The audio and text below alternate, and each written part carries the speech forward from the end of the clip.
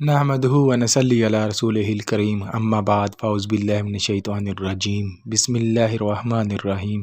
شروع اللہ کے نام سے جو بڑا مہربان نہایت رحم کرنے والا ہے۔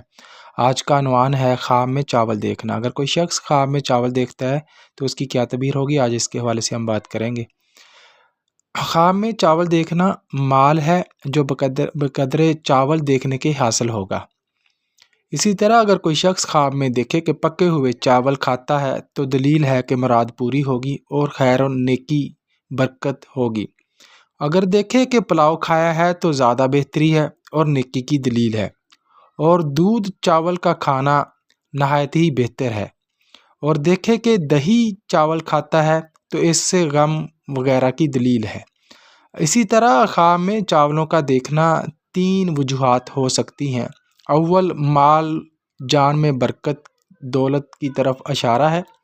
دوم، مراد کا حاصل ہونا یعنی کسی تمنا کا کسی مراد کا حاصل ہونے کی طرف اشارہ ہے۔